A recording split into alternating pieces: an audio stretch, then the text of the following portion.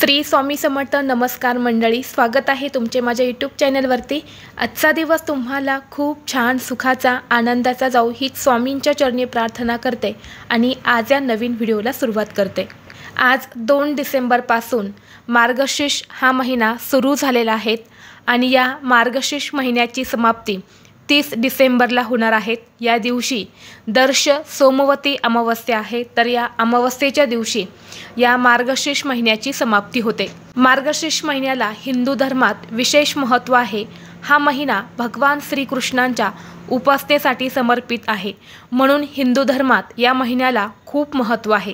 त्याचबरोबर या महिन्यात गुरुवारी महालक्ष्मी पूजेचं विशेष महत्त्व आहे। आपल्या कुटुंबाला धनधान्य समृद्धी मिळावी आणि कुटुंबातील सदस्यांना उत्तम आरोग्य लाभावे या हेतूने सुवासिनी महिला हे व्रत करत असतात। या मार्गशीर्ष महिन्यात दत्त जयंतीचा उत्सव हे देखील मुख्य आकर्षण असते। मार्गशीर्ष महिन्यामध्ये आपण दत्त जयंती सुद्धा साजरी करत असतो आणि म्हणून या मार्गशीर्ष महिन्यामध्ये आपल्याला काही महत्त्वाचे नियम हे अवश्य पाळायचे असतात। बऱ्याच वेळा असं होतं की आपण भरपूर कष्ट मेहनत करतो, आपल्या कष्टाला आणि मेहनतीला नशिबाची साथ मिळत नाही, यश मिळत नाही, कोणत्याही कामामध्ये आपल्याला यश मिळत नाही, कोणत्याही गोष्टी आपल्या मनासारख्या घडत नाही। त्याचबरोबर आपण भरपूर व्रतवैकल्य पूजा पाठ सुद्धा करत असतो। एवढं सगळं करूनही देवी देवता आपल्यावरती प्रसन्न होत नाही, आपल्या सेवेचं आपल्याला फळ मिळत नाही, आपल्या जीवनातील संकट अडचणी ह्या कमी होत नाही। अशा वेळी आपल्या हातून काहीतरी चुका या होत असतात, काही नियमांचं पालन हे आपल्याकडून होत नाही आणि म्हणून कोणत्याही गोष्टी आपल्या मनासारख्या घडत नाही। आणि म्हणूनच आज या व्हिडिओमध्ये मी तुम्हाला अतिशय महत्त्वाची माहिती सांगणार आहे। आजपासून हा मार्गशीर्ष महिना संपेपर्यंत तुम्हाला घरात या 2 भाज्या चुकूनही बनवायच्या नाहीत आणि सेवन देखील करायचे नाहीत, नाहीतर आपल्याला आयुष्यभर पश्चाताप करावा लागेल। घरातून लक्ष्मी काढता पाय घेईल, घरात गरिबी आणि दरिद्री येईल। 99% लोकांना माहीत नाही की असे कोणते पदार्थ आहेत जे मार्गशीर्ष महिन्यामध्ये सेवन केले जात नाही। तर याबद्दलची संपूर्ण माहिती आज या व्हिडिओमध्ये मी तुमच्यासोबत शेअर करणार आहे, त्यामुळे तुम्ही हा व्हिडिओ स्किप न करता शेवटपर्यंत पाहत राहा। चॅनलवरती नवीन असाल तर सबस्क्राईब करा आणि असेच माहितीपूर्व नवनवीन व्हिडिओ पाहण्यासाठी बेल आयकॉनला प्रेस करा आणि कमेंट बॉक्समध्ये ओम महालक्ष्मी नमः नक्की लिहा। मार्गशीर्ष महिना हा श्रावण महिन्या एवढाच अतिशय पवित्र आणि शुभ मानला जातो। हा महिना देवी देवतांना समर्पित केला जातो।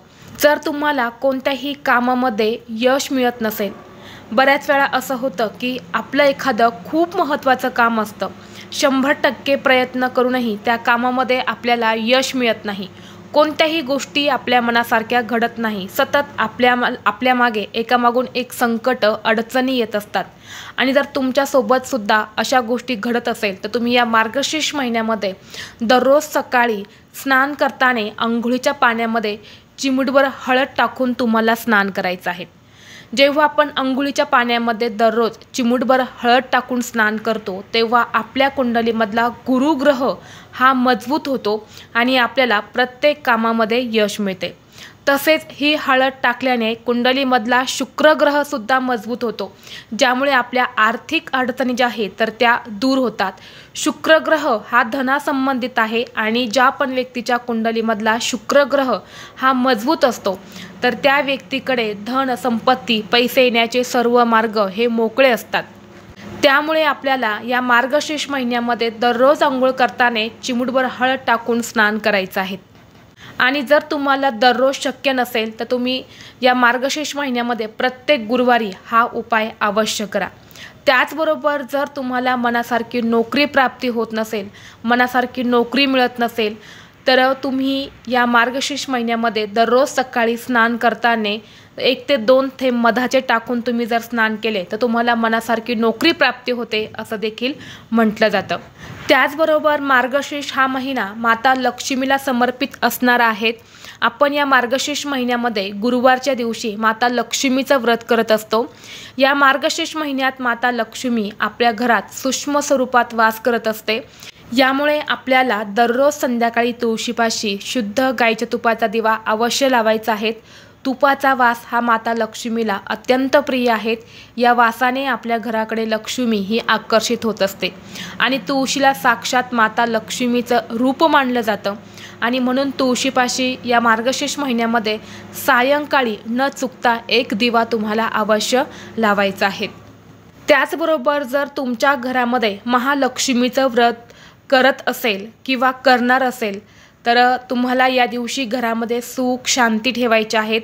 जिथे सुख शांती असते तिथेच माता लक्ष्मी वास करते आणि म्हणून घरामध्ये या दिवशी चुकूनही वादविवाद भांडण करू नये, नाहीतर त्या घरामध्ये लक्ष्मी ही कधीही येत नाही आणि घरामध्ये स्थिर देखील राहत नाही। मार्गशीर्ष हा महिना अतिशय महत्त्वाचा असल्यामुळे या महिन्यामध्ये काही खाण्याचे नियमसुद्धा पाळले जातात। या मार्गशीर्ष महिन्यामध्ये जिऱ्याचं सेवन चुकूनही केलं जात नाही। या महिन्यामध्ये जिरे पूर्णपणे वर्ज्य मानले जातात आणि म्हणून तुम्हाला या मार्गशीर्ष महिन्यामध्ये जेव्हा तुम्ही जी काही भाजी बनवणार आहे तर त्यामध्ये जिऱ्याची फोडणी द्यायची नाहीत। जिरे तुम्हाला हे भाजीमध्ये चुकूनही वापरायचे नाही। त्याचबरोबर या मार्गशीर्ष महिन्यामध्ये चुकूनही मांस, मच्छी आणि मद्यपानाचे सेवन करू नये। या महिन्यामध्ये पूर्ण सात्विक आहार घ्यावा। ज्या प्रकारे श्रावण महिना हा अतिशय पवित्र असतो त्याचप्रमाणे मार्गशीर्ष हा महिना देखील अतिशय पवित्र महिना मानला जातो आणि म्हणून या महिन्यामध्ये मांसाहार हा केला जात नाही। जर एखाद्या घरातली स्त्री व्रत करत असेल आणि त्या घरातला पुरुष किंवा इतर एखादा व्यक्ती बाहेरून मांसाहार करून घरात येत असेल तर त्याचं फळ हे घरातल्या कोणत्याही व्यक्तीला मिळत नाही। यामुळे आपण जी काही पूजा पाठ करत असतो तर ते व्यर्थ ठरते। यामुळे या महिन्यामध्ये मांसाहार हा केला जात नाही। तसेच या महिन्यामध्ये कांदा आणि लसूण हे सुद्धा वर्ज्य ठेवलं जातं। कांदा आणि लसूण हे तामसिक पदार्थ मानले जातात। आता जर तुम्हाला कांदा आणि लसूण हे संपूर्ण महिना वर्ज्य ठेवणं शक्य नसेल तर तुम्ही इतर दिवशी कांदा आणि लसूण सेवन करू शकता, परंतु गुरुवारच्या दिवशी तुम्हाला कांदा आणि लसूण हा चुकूनही सेवन करायचा नाही। आता तुमचं व्रत असणार आहे तर तुम्ही सेवन करणार नाही, परंतु घरातल्या इतर सदस्यांनी सुद्धा कांदा आणि लसूण हा सेवन करायचा नाही। त्याचबरोबर या मार्गशीर्ष महिन्यामध्ये भोपळ्याची भाजी सुद्धा सेवन केली जात नाही, ज्याला आपण दुधी भोपळा म्हणतो। तर हा दुधी भोपळा जो आहे तर त्याची भाजी सुद्धा तुम्हाला या मार्गशीर्ष महिन्यामध्ये बनवायची नाही। त्याचबरोबर आपल्याला या मार्गशीर्ष महिन्यामध्ये जी उडदाची डाळ असते, ज्याला उडीद डाळ असे म्हटले जाते, तर ती उडदाची डाळ सुद्धा तुम्हाला सेवन करायची नाही। तर हे जे काही पदार्थ होते तर हे मार्गशीर्ष महिन्यामध्ये सेवन केले जात नाही। जर तुम्हाला हा व्हिडिओ आवडला तर लाईक करा, चॅनेलवरती नवीन असाल तर सबस्क्राईब करा आणि हा व्हिडिओ आपल्या मित्रपरिवारासोबत जास्तीत जास्त शेअर करा।